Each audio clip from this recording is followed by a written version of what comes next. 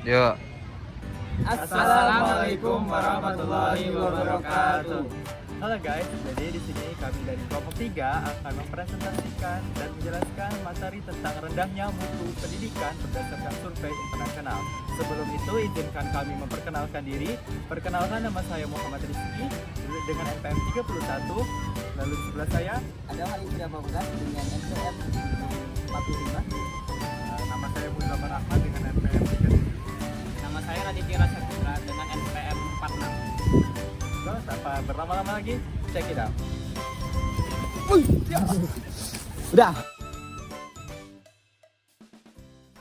Assalamualaikum warahmatullahi wabarakatuh. Baik, di sini saya akan menjelaskan mengenai permasalahan materi rendahnya mutu pendidikan berdasarkan survei internasional. Nah, kualitas pendidikan di Indonesia saat ini terbilang cukup rendah apabila dibandingkan dengan negara-negara lain yang ada di dunia. Menurut hasil survei mengenai sistem pendidikan menengah di dunia pada tahun 2019 yang dikeluarkan oleh PISA, Programming for International Student Assessment, pada tahun 2018 lalu Indonesia berada di peringkat ke-74 dari 79 negara.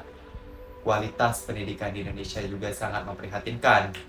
Hal tersebut dapat dibuktikan dengan adanya data dari UNESCO pada tahun 2000 mengenai peringkat Indeks Pengembangan Manusia atau Human Development Index, yaitu komposisi dari perangkat pencapaian pendidikan, kesehatan, dan penghasilan per kepala yang menunjukkan bahwa indeks pengembangan manusia semakin menurun. Pada tahun 1966, Indonesia menempati urutan ke-102 di antara 174 negara di dunia, dan pada tahun 97 menduduki peringkat ke-99, dan pada tahun 98 menduduki peringkat ke-105, serta pada tahun 1969 menduduki peringkat ke-109. Menurut survei Political and Economic Risk Consultant (PERC) dari 12 negara di Asia, kualitas pendidikan Indonesia berada pada peringkat ke-12. Posisi Indonesia berada di bawah Vietnam.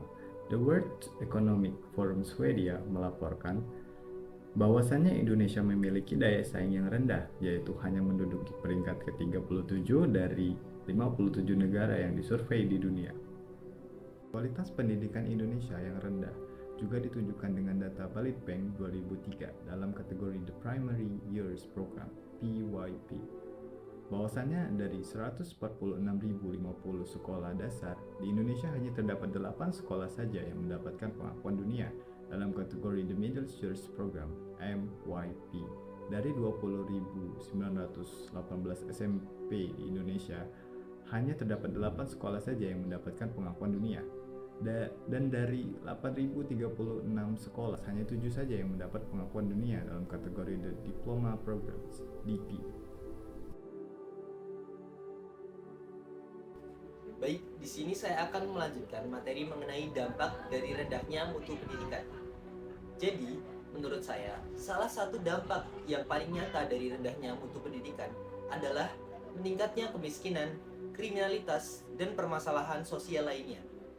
Rendahnya pendidikan membuat sebagian masyarakat kesulitan menjalani kehidupan yang layak. Ini mendorong mereka, meskipun tidak diinginkan, untuk terlibat dalam tindakan kriminal seperti pencurian, perampokan, dan bahkan pembunuhan. Mereka tidak ingin melakukan hal tersebut, namun keadaan yang memaksa mereka.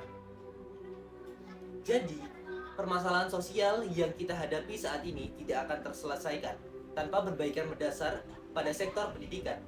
Dengan peningkatan mutu pendidikan, masyarakat akan lebih mampu menjalani hidup yang lebih baik, beradab, dan berkontribusi positif pada lingkungan sosial mereka.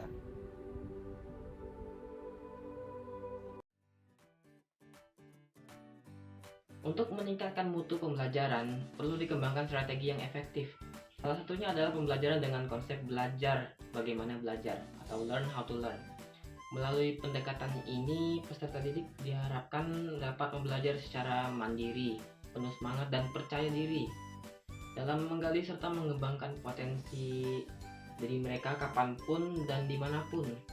Dengan demikian, pembelajaran akan menjadi lebih bermakna dan menyenangkan. Nah, berikutnya ada beberapa rekomendasi juga. Yang pertama, seperti meningkatkan kualitas guru dan metode pengajaran. Salah satu masalah utama yang diidentifikasi adalah pendekatan pengajaran di Indonesia yang belum sepenuhnya mendukung higher order thinking skills atau HOTS.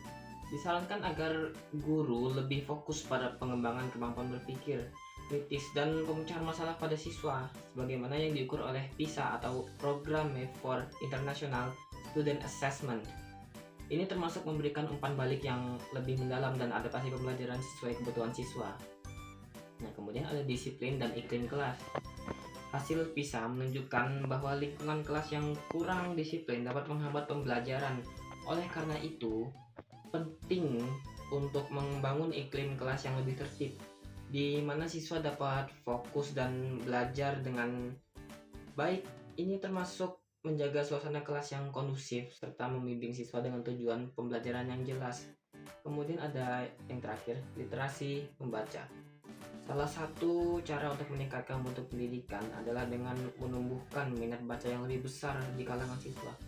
Upaya seperti meningkatkan dukungan guru dalam mendorong siswa membaca buku dan menghubungkan isi bacaan dengan kehidupan sehari-hari, ini terbukti efektif dalam meningkatkan hasil literasi. Sekian dari saya.